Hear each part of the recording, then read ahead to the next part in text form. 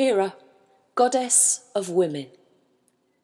The rising bell shattered through my dreams. I sat bolt upright and began to strip back the covers of my bed in a ritual that would last for the next 6 years. I heard the uneven clang of that wooden-handled brass bell as matron limped along the corridor. It grew louder as she arrived at my dorm, Silverdale. The light went on. I blinked. I was already half-dressed in Airtex and game skirt. It was a grey day, but a lacrosse training morning, and anyone in the team had to be up and out on the pitch by 7:30 a.m. before breakfast. It was the 11th of November, 1977. How do I remember that? Because every grey day seemed to roll one into the next. 10 minutes later, I was running down the hall calling, "Miss Morrell! Miss Morrell! I've started my period!"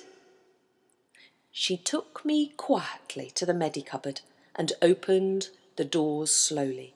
She administered 5 or 6 large, brick-like cotton pads with loops at either end. I don't remember what was said or what instructions she gave me, if any, but I do remember being left wondering what those loops were for. No more was spoken about it. When I went home for my next Sunday leave-out, I sought out my mum, who was chopping vegetables in the kitchen. "Mum," I said rather proudly, "I've started my period." Without looking up, she said, "Oh dear, the curse. I started mine when I was 11 too." And she picked up the next potato to peel. I wondered if I would get the same response from my dad, and I skipped off up the garden in search of him. I heard the hammering and drilling from his shed and called out, a little more hesitantly this time. He stopped, put down his tools, and enveloped me in his large arms. An enormous bear hug. "Congratulations." It was a small homeopathic drop of celebration, but it seemed to satisfy me. Over the years I have battled with the curse, been challenged by my periods and befriended my monthly cycles, until eventually I have come to love my moontime, love my blood. But I wonder how it would have been for me if I'd lived in the time of Maria and within her family. For when the sun rose on the ancient Greek village of Argos, Maria gently woke her mother and her older sister. Her grandmother was already preparing in the kitchen, putting her lovely things into a straw basket. Freshly baked bread, cheeses, olives, and fragrant fruit, and over the top, linens, and in the basket, moon oil. "Congratulations, dear one," said grandmother to Maria.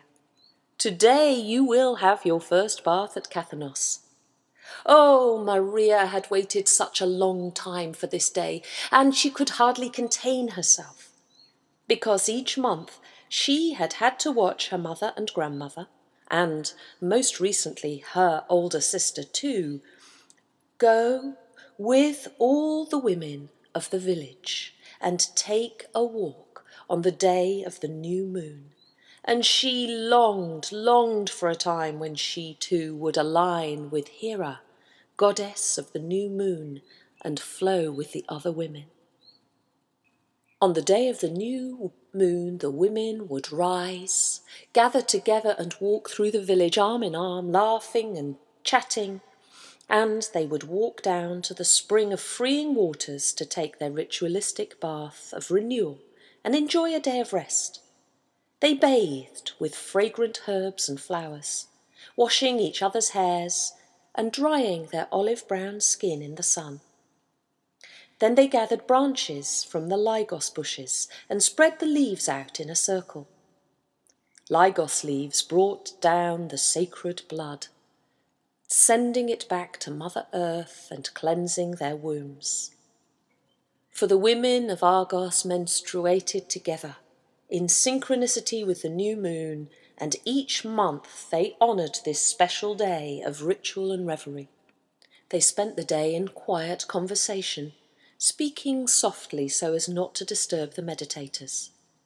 Later they listened to the stories of the elders, always wise, full of knowledge and humour. Maria never tired of her grandmother's storytelling, and on this special evening she felt as though she heard every story for the very first time.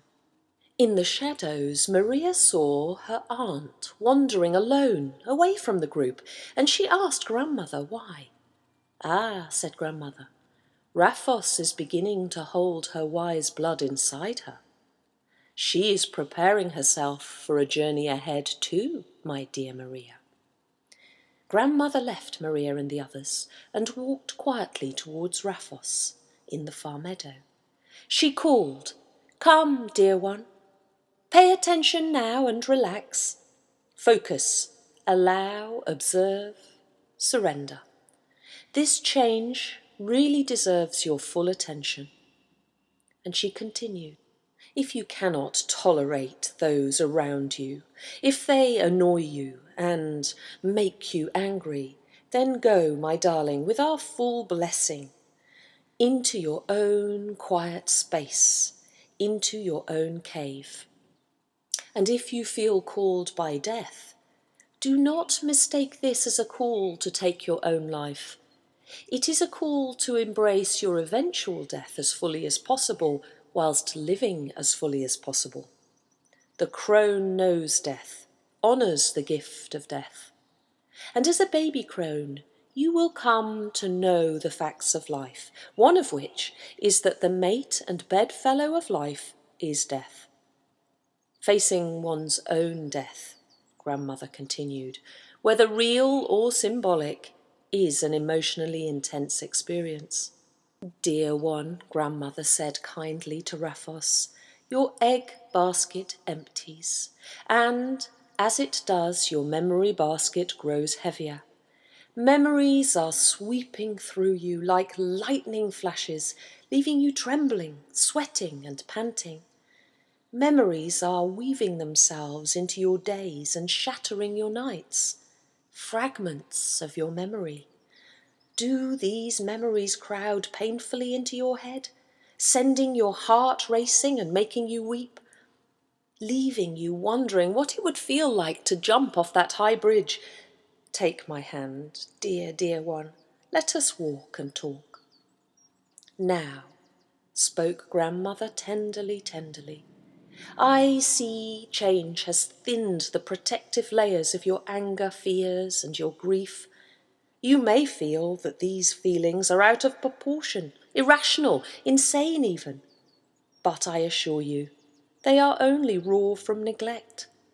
Receive them without judgment, nourish them, and these uncontrollable feelings during the change years will lead you to the deepest heart of your own secrets."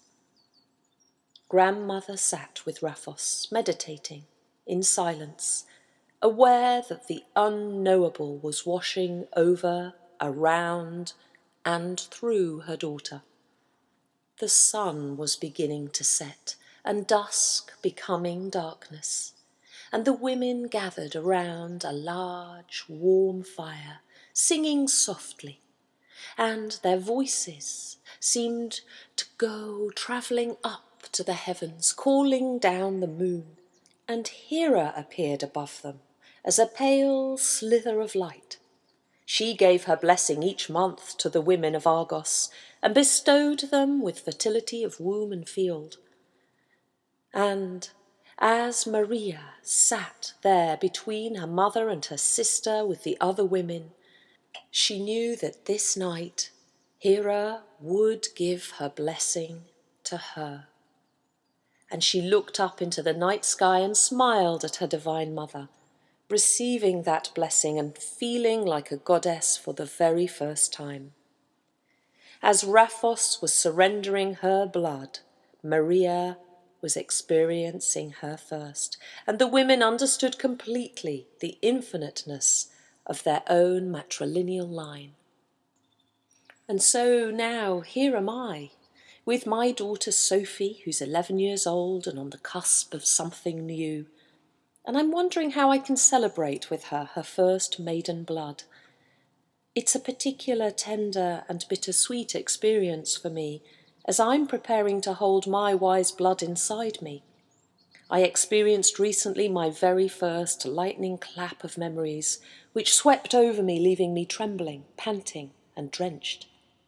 And it strikes me that I am passing on this baton down from grandmother to daughter to granddaughter, and I'm beginning to understand a little more of my matrilineal line, and I realise that I really wouldn't want to be anywhere else other than in my own family, and here and now, in the 21st century.